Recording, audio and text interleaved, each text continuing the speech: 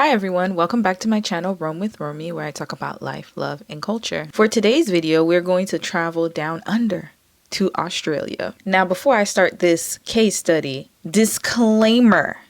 This case study is for educational purposes only. These are my opinions based on videos that were published on YouTube and on other social media platforms. My personal observations and opinions are based on my life experiences and also what I have learned from living abroad. Now that I've gotten that out of the way, let's start with this case study. Now it's time to introduce today's case study couple. So first up, we have the beautiful Geraldine. She is a Filipina woman from the Philippines who currently lives in Australia. And we have her soon-to-be ex-husband, separated husband, Joshua, who is an Australian man.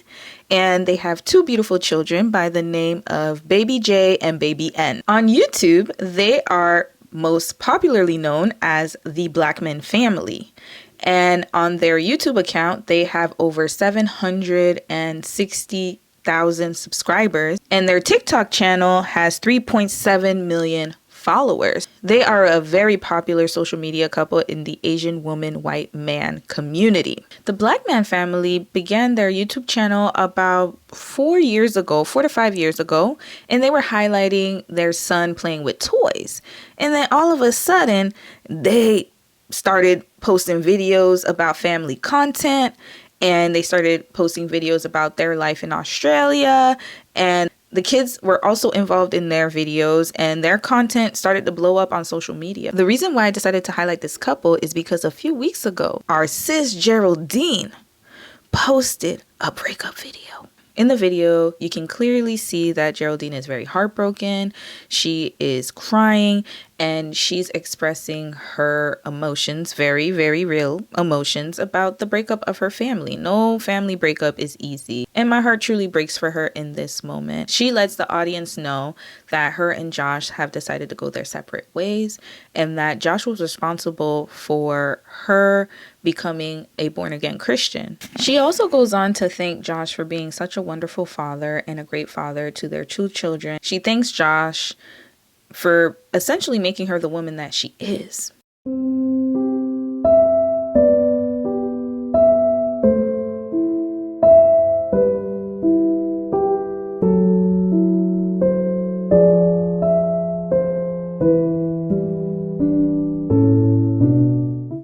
And then she goes on to thank the audience for sticking by them and for watching them and for supporting them, and that they will be co-parenting from now on.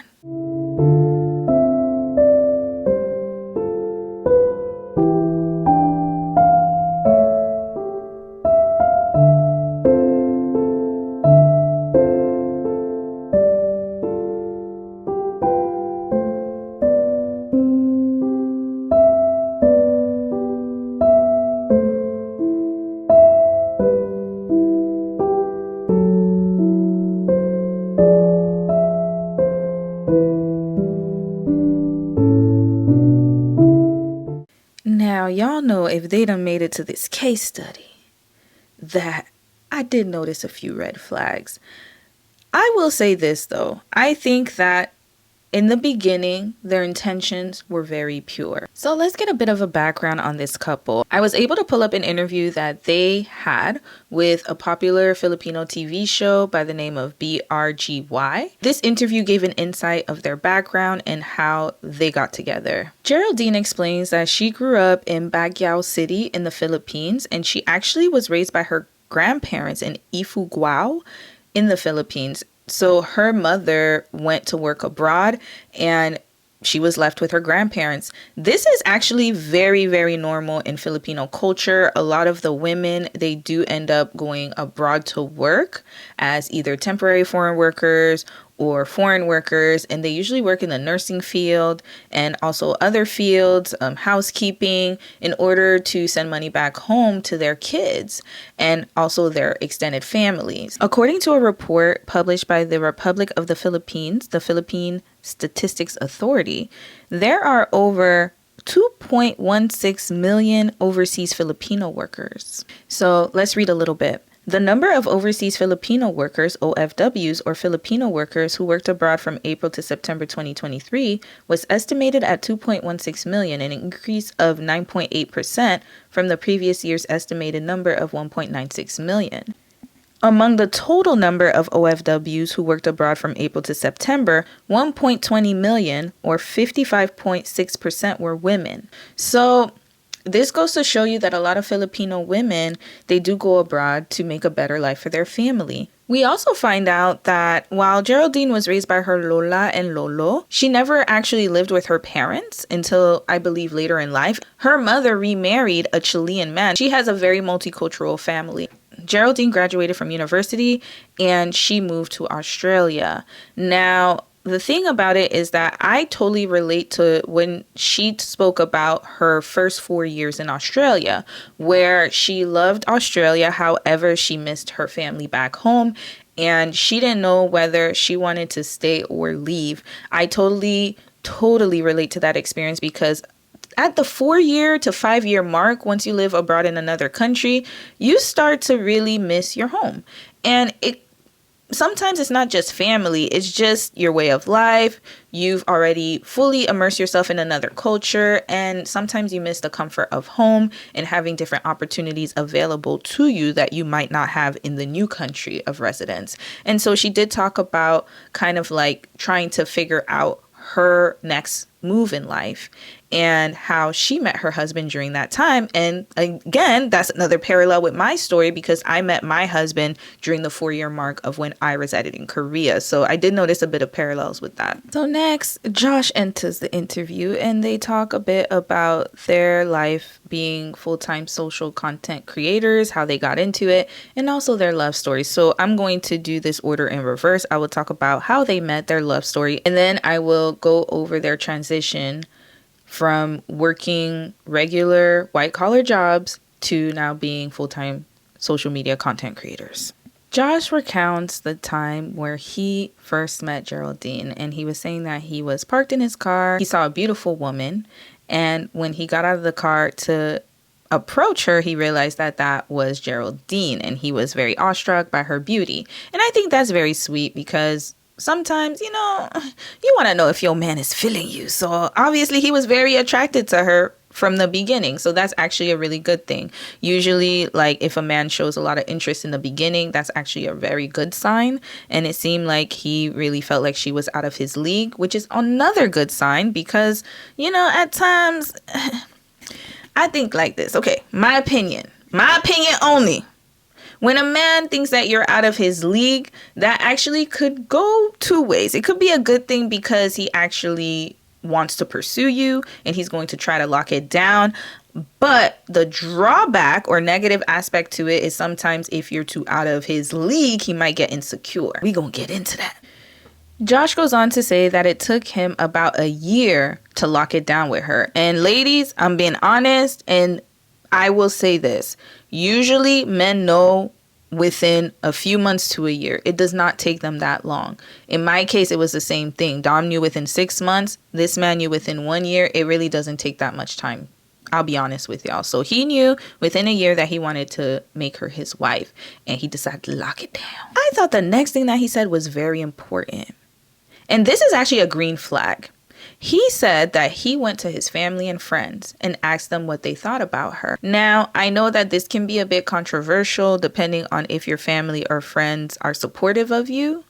But I will say overall, if you have a good team of people in a good village around you and they're able to detect people's intentions and able to see what's good and bad for you, and they have a track record of doing that, then there's nothing wrong with asking their opinion. And they said, if you want to marry her and you feel like this is the perfect person for you, then why not do it? So far, so good. She came from humble beginnings. He also came from humble beginnings, and it seems like they were a good match. So let's listen more to their love story. And so Josh came decked out for the proposal. He's wearing a little tuxedo.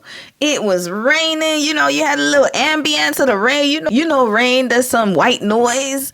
And so he was, he did his he got on one knee and he proposed to her and she said yes. So far they're sounding like a green flag couple. So far. However, I like the fact that he pursued her. A few things that I would say that I really liked about their love story is that he pursued her. He decided to propose to her within a reasonable time frame because they were older. And also, he made sure that he was able to tell his family and friends about her. So he showed her off to his friends and family. And then he proposed. So I really don't see anything wrong yet. I think he did all the right steps to try to lock her down. Everything he did points to the fact that he really wanted to commit to her. So the next part is where things get a little interesting. So now I'm like, hold up. Y'all done gave me a good love story. But I was a little like, with this part, my senses started going off a little bit. But again, it could just be maybe he was slow, a slow burner. So I'll give him that. The interviewer started doing this Q&A, and when you ask couples little questions and they both answer with the little place cards. So the interviewer asked them, who said I love you first? Then we found out sis said I love you first. And I'm like, sis, hold up. He was doing good. Why did you have to rush to say I love you first? Now, this might be controversial because I know a lot of people will say, hey, it doesn't matter who says I love you first. However, I feel my opinion is if you want a kind of traditional male-female relationship dynamic, again, it's up to you what you choose to do. I just think that men should be the one to initiate these things. My opinion. Look, don't fight me in the comments. Listen, y'all can fight me on that. But I do feel like when men show interest, especially in the beginning, because I love you is usually at the beginning of a relationship, probably within a few months. It's always better when men initiate the relationship, when men express their love, and also you are mirroring them. So it's a reciprocating game. So they go, it's kind of like a dance. They go, you follow. They go, you follow. They withdraw, you withdraw. And so usually when you have that kind of dynamic, it does work better for a relationship. Again, that is my personal experience and opinion. Sis said, I love you first. Again, to each their own. And it ended up working for her because he ended up marrying her. So it's possible that he was just a slow burner. However, generally speaking, it is better for the man to say, I love you. Look, that's just how it is. She asked them, how did you celebrate your first anniversary as a married couple? They said breastfeeding their baby.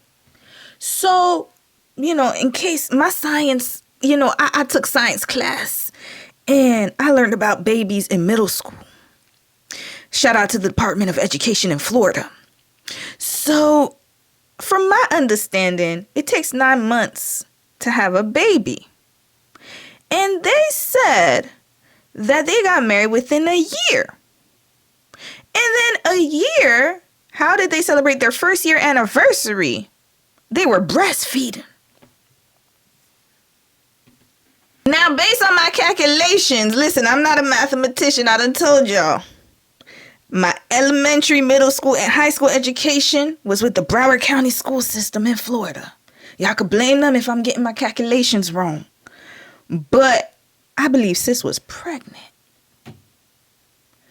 So wait. One thing I really love that Geraldine said in this interview is that she taught her kids her culture all the way through. She's like, I'm Filipina, like straight through and through. I don't care if I'm living in Australia. I don't care what country I'm living in. I'm still a Filipina, and my kids are going to learn the culture. They're going to learn how to bless the elders, kiss their hand, kiss it. And I think that's the proper way to do it, especially if you're from another culture. I do like the way that she did it, and she's teaching her kids to be proud of their Filipino culture as well as their Australian culture. And I think that that's very important when you have biracial children. It is the parents' responsibility to teach their children the cultural customs of their country of origin. In the interview, we also found out that Joshua was the one who actually came up with the idea of the YouTube channel because he wanted to have his son do toy reviews. I guess they were very popular back in the day because Ryan's World. I don't know if y'all know, but Ryan's World is a really popular toy channel on YouTube. And Ryan's World kind of catapulted into this brand. And I guess a lot of parents were trying to get their kids to do toy reviews because it's easy, it's quick, kids are very honest, and then you can get the sponsorships from that. Now, one thing that I will mention is that I think that the intention was the focus to be on their children, not on them as a family. However, as time went on and they went viral for a video that they did about an Australian man eating Filipino meals for a year, then the content shifted and became about the family. And so I can see why this would cause a little bit of tension because, again, the intention was not for the family to be shown, but for there to be toy reviews. Now that their family's at the forefront, we see the content start to shift from the son to the family. And then eventually the daughter. Because Baby J's very cute. She's so smart. She speaks so clearly for her age. So Baby J started to make their content really take off. And soon enough, you'll see Baby J taking over the vlogs. And now we see the dynamics of this family has changed. You're also going to see what ends up happening because of this shift in content. Now let's get back to the relationship. I need to find out if they had an SG wedding and how long their dating timeline went because it seems very short. So let's watch another video. So we learn more about Josh and Geraldine's relationship in their wedding video. So according to the timeline, y'all know I love timelines. They met and dated in 2015. Then they got engaged in 2016, November 30th to be exact. She gave the exact date. Then in their last video that we saw, they said that their wedding anniversary is March. So they must have gotten married March 2017. And then they had their baby in 2018. So the timeline is pretty good. Matt dated 1 year. Then they got engaged, so 1 year. So 2 years before they had their baby. That's not bad, actually. So they had a really good timeline for when they decided to have kids and get married. Now, there were other red flags that I detected in this video. Just subtle red flags. Subtle. Unless you're from the Philippines and you can give me more context, or you're from Australia. For me, this looks very subtle. Now, Sis said he has the most patience ever, and he would do all the household chores.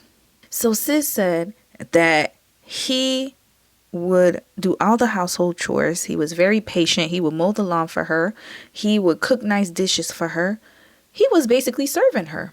He was catering to her.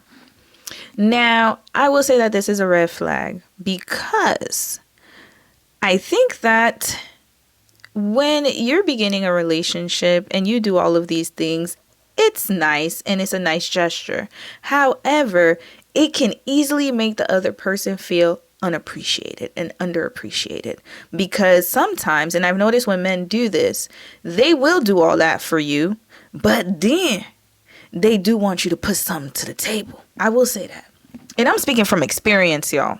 Personal experience. That when a man does a lot, and I'm not saying this is the same for women too. This is both. It goes both ways. So when someone does a lot, whether it be a man or a woman, in the beginning it's cute because you're like, okay, I just want to take care of him. I want to do this for him. I want to do this for her. But then after a while, it does get to be, it's kind of like you're doing it and you feel unappreciated. You set yourself up for there to be an expectation for you to continue doing it. And so this is why I say that communication is key, because there should have been an expectation that, hey, maybe right now I'm doing all this, but eventually you're going to have to help out, especially when we start having children. Because when you don't have kids, it's all fun and games. But when you start to have kids, you're doing all that and working. It's not fun anymore now, is it? So in one of their Q&As, we get more details on how they met. So maybe we could get some answers here. So Josh and Geraldine met on a dating app, which is not abnormal because look, it's the 20th century. We're in 2025. Everything is online now. So that is not an issue. So Geraldine decides to say, look, like, y'all better not think that I'm a Filipino mail order bride. I was actually here in Australia when I met my husband. And also, we're both in the same health field. So this is not one of those stories. And I agree with her. I think that, again, her parents were living in Australia and she left the Philippines and for a few years stayed in Australia. And then she met Josh. Again, she got to know the culture before she met her man. We met through a dating app. And also, I was already here in Australia too. I wasn't like in the Philippines then. So all of you there who are like trying to judge Josh did not sponsor me to come here in Australia. FYI, my parents were here already. We also find out at the time of the video that they have been married for 8 years. I believe that this video was posted about 3 years ago, which means that it would have been their 11th year of marriage this year. We also find out that they have an 8-year age gap. So at the time of the video, she was 30 years old and he was 38. Age difference. 30 in September and Josh just turned 38. Now, I should have watched this video before I watched the other video. I noticed that they have an 8-year age gap, which places her at 22 years old and him at 30 years old when they decided to get married. Sis was a bit too young. I think that her being young has definitely played a role in their relationship and marriage ending. Now, she didn't really have time to really get to know herself and develop herself as a young woman. And now that she's older and she knows what she wants and she's going after what she wants, it looks like they both changed during the marriage. And as she grew and matured and became more certain of herself as a woman, it in turn made him feel a lot more insecure, especially with their life being plastered all over social media. Look, I'm going to get into it soon, but I just wanted to insert this into the video before I continue. Now, Josh grayed out really early because he's 38 and he has a head full of white hair. The man done been through some things. Now, the next part is a red flag. One of their supporters asked, "What do you like the most about Geraldine, your wife?" This man said he loved the fact that she's hard working. What does your husband love the most about you? So come up with something in how hard working she is, how thoughtful she is. She's always very thoughtful of everyone else, putting everyone else in this household before herself. She's very hard working in everything that she does, in being a mum, being a TikTok star, being a woman, being a wife.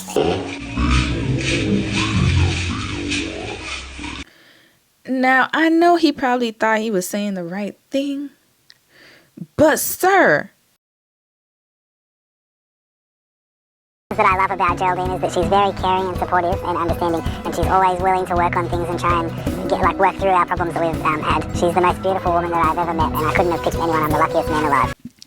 okay, so here we can see that he does go into adjectives about how he feels about Geraldine. Now, mind you, this was their wedding video. So I guess after a few years, he in the beginning, he had a lot of positive things to say about her character.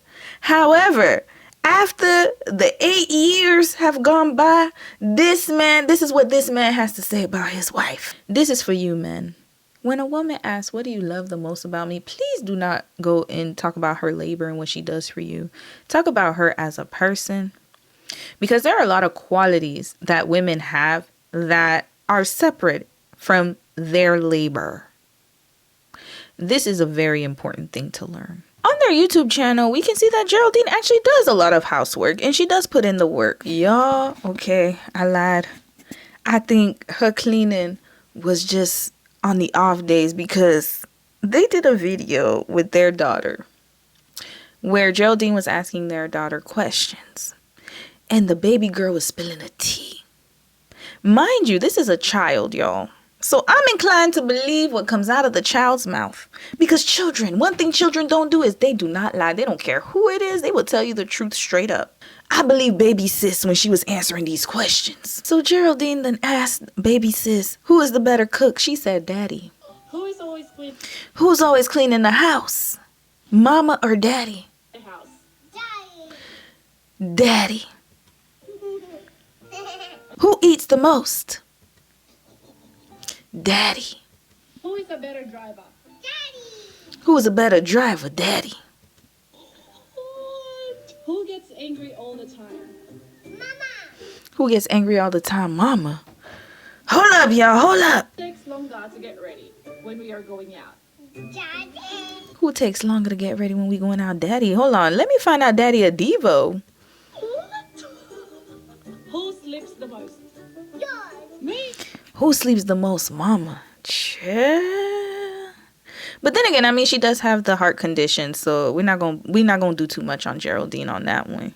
Baby sis is so adorable. I'll just say that. But baby sis was spilling all the tea. Baby sis spilled more because she had a session with her daddy. Now, I don't know if she was coerced to do this video because they kept cutting. So that lets me know that either she was being fed lines or that this was an honest interaction between baby sis and her father. However, what I will say is that I noticed that he said his wife is always cranky. Now, I don't know if this is for content. Again, it could very well be for content. But I think it's very telling that he said that. Well, my wife is always cranky at me. Now, notice his reaction when she said, maybe you're not helping her at home. And his reaction was...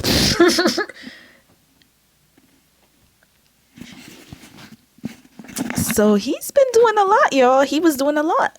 I think he was doing a lot. And I have proof that he was. I have a little bit of proof, and it makes me feel that he was. Joshua was putting in work. Like in mine, Josh always plays with them. I take them for a bike ride every day with the appreciation. And always, he would always Go to the park. take them for swimming. I'm always, at home doing a lot of work. Josh even does the picking up and dropping off at school. He always does. He irons the clothes, the uniform of the kids. I do. It's all equally divided, but... Yeah, that's what I was saying about Yeah, but in my team videos, effort. in our videos, on social media, it's always it's like a stereotype. Parenting is a team effort. I'm a shift worker and I work casually, so I just slot my shifts in whenever we're available. It's the time is available for me to work whenever Geraldine's available, or if we've got some grandparents over to look after the kids, so then I slot my shifts in.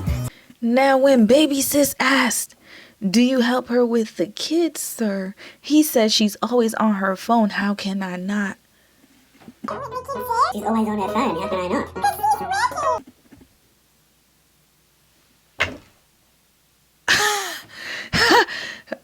Okay, so again, this case study, let me tell y'all what I'm noticing off the bat. I'm gonna just tell y'all my opinions right now.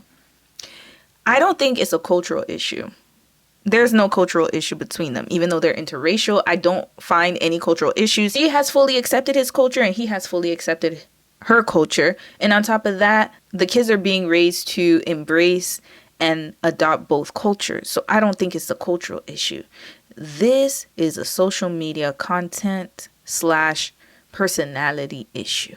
Now, as a fellow content creator, when you film vlogs with your family, I've said it in multiple videos, you have to be careful, because when you immerse your life into social media and your life becomes intertwined with social media, it always has a negative effect on the spouse who does not necessarily want their life to fully be on social media.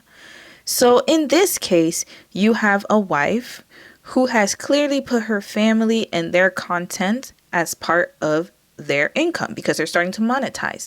And once you monetize off of videos on social media, you're going to want to make more. Everything that you do in your house is always for content. There's no break. Work and home, there's no separation between work life and home life because your work is your home. This can be very dangerous, especially for a marriage, because once your life becomes the point of your income, then you're going to film everything, and every interaction has to be for social media. This man says she's always on her phone, but she has to be because she's working. So then again, we can see that there's no separation between social media and home. He is frustrated. He's showing his frustration in the video and it's coming off as a joke, but he ain't feeling it. He's not feeling it, y'all. And I'm going to show proof that he's not feeling it. He is not feeling it. And as time went on, you can tell that he was slowly disengaging from the content. Baby girl even said it. She said, but she's working. Stop blaming your wife. So even baby girl knows, hey, we got to put food on the table, sir. So you're going to have to suck it up and get in line. because we're all trying to put this content out. And we got to make money for mommy and the family. This is for the family. It's a family business. And so when you have family business, again, on social media, this is where the lines become blurred.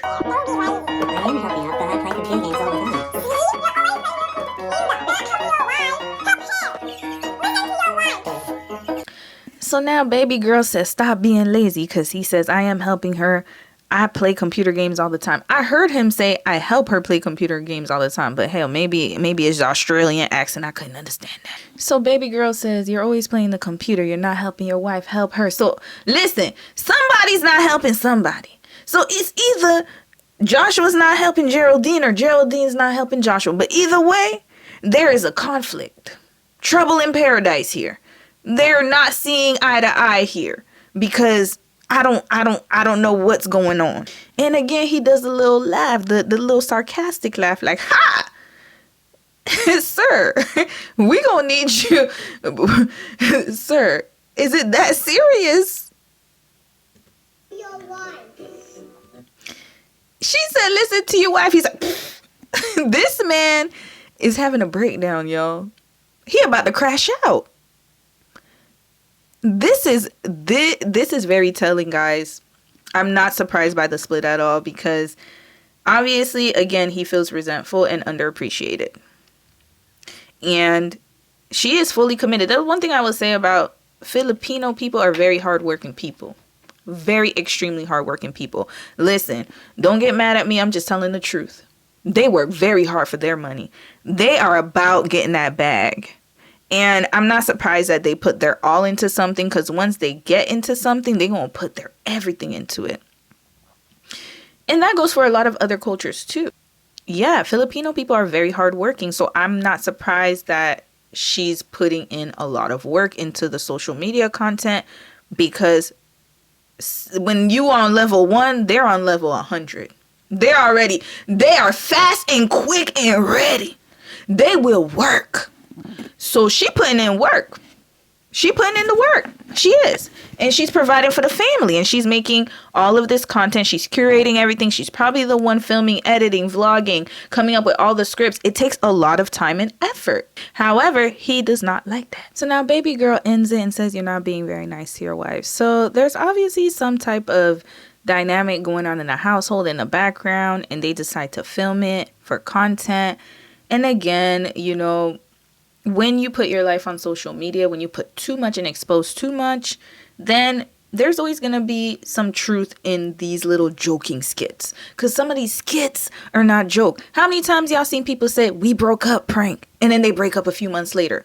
It just comes out like that. Listen, this is what it is. Sometimes you use the reality of your life and you monetize it. So remember, I said that I'm going to show you a few examples of why I think Joshua was disengaging. In this particular video is their daughter's birthday, and she had a birthday party at Jollibee, which is a popular Filipino franchise. Now look at his facial expressions while she's explaining her background and story of why she wanted her daughter to celebrate her birthday at Jollibee. There is a little bit of backstory of why Georgette is having a birthday party.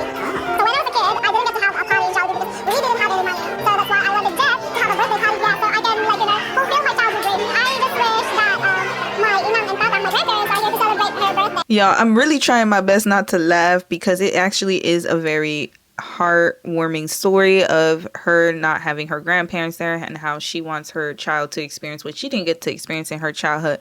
But this man's face said 1,000 words. This man don't give a damn. He was looking around, glancing everywhere, looking like, sir, is it now? I know some people have certain characters. Maybe that's his, I don't watch his family enough. Maybe that's his character.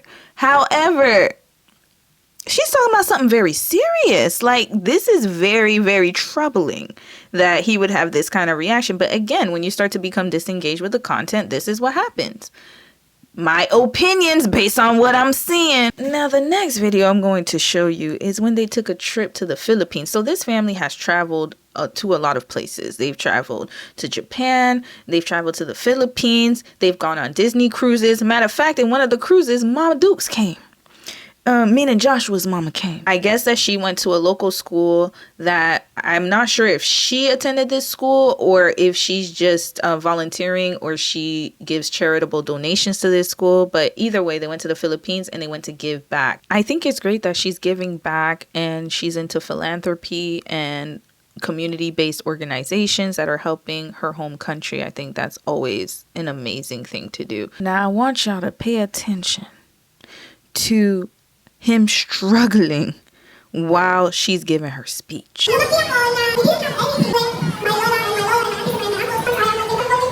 So while Geraldine is giving her speech, he's trying to restrain his children. And you could tell that he's having a hard time. This man, I don't know if it's because it's hot. I don't know if he's just tired, but this man's face is fully red. And while he's trying to control their kids, she's giving the speech. Now, again, I don't know why they all have to be up there.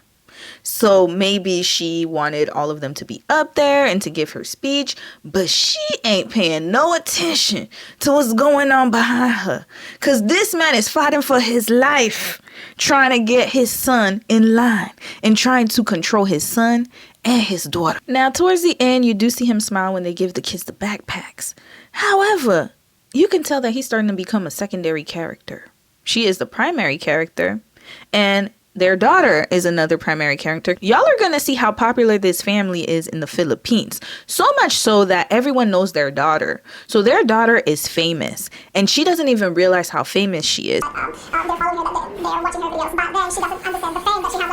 Now, in the last video we see of Josh, he is fully disinterested. This man, really, when I tell y'all he truly don't give a damn, he stopped giving a damn.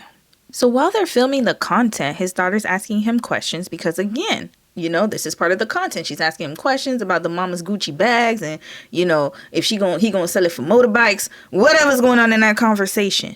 And he is looking at his phone and interested in whatever is going on with his phone rather than actually engaging in a conversation with his daughter. Why? Because he knows this is for content. What about we sell all of Mama's Gucci bags so we can have lots of money?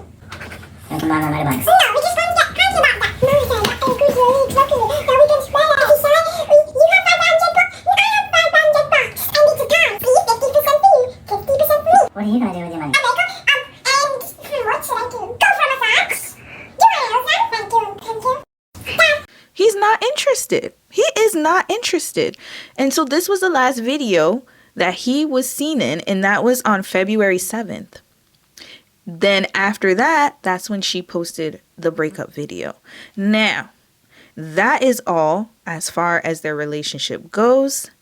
The Filipino media, they've been reporting on this. And I did see one video where it said it could have been a fake breakup. I personally do not believe so. Unlike Madi and Zainab, I do believe that this is a real breakup. Why? Because you could see it in his emotions that he checked out. I don't think he wants to be on social media anymore. I don't think that he cares to be on social media anymore. And you guys have to think about it. They were at the height of their career. These people were making money. I don't think you guys realize how much social media creators make. He could have kept carrying this through. However, he chose to leave because, again, he does not want to be in the spotlight anymore. Another thing I want to mention is that there was a rumor going around that he was on Tinder. And it was very interesting that this rumor was created in December. And actually, somebody created a Tinder profile. Now, they came out and said that it was fake and someone scammed them. However, in light of this divorce announcement or separation announcement, I'm inclined to believe that he did go on Tinder. And that was him. But maybe they wanted to save face and say, hey, it wasn't him. Somebody scammed. And, you know, he came up with a whole story. But the way this man was on his phone, he was up to something. If you notice the videos years back, he was fully engaged in the content. And then all of a sudden, he on his phone. Now, listen, I'm not going to tell anyone how to grieve their relationship. and how to move on from it. And some people, they like to work, and some people like to go to the gym and work through their heartbreak. However, sis is still posting videos with the family. Sis is like, oh well, you know what? He's gone, but there's still money to be made. Sis is out there. She working. And she has to continue going. She didn't even take a break, y'all. Not even a day. I don't even think she took a week break. She's back at it. And the content is still flowing, and they're still getting pretty good views. So that is it. So yes, this is still making her money. And if you guys like the content, y'all could go and support her. It's very unfortunate and sad that things didn't work out for them. However, there are a few lessons that we can learn from this case study. The first lesson is that sometimes it's not the cultural differences. Sometimes it's personality differences. Another thing is that you should always listen to your spouse. And sometimes I've noticed, especially with men, they like to mask their true emotions under jokes. And I don't know if it's a way for them to really hide their vulnerability because, again, they're not used to sharing and expressing as much as we are as women. This can cause a lot of issues. And for men, when they express their emotions, they're not necessarily as direct. So you have to listen to what your man is saying and pay attention. Because it may seem that, maybe he's joking, or you can brush it out and be like, whatever. You saw her rolling her eyes when he was talking. And that kind of behavior can make men become more reclusive in the relationship. And we can clearly see that because he was, again, very engaged in the beginning. And towards the end, you can see him turn into kind of a hermit and a shell of himself. He's just literally looking like a completely different person. He fell out of love. He must have fell out of love with her and the content and the life that they had.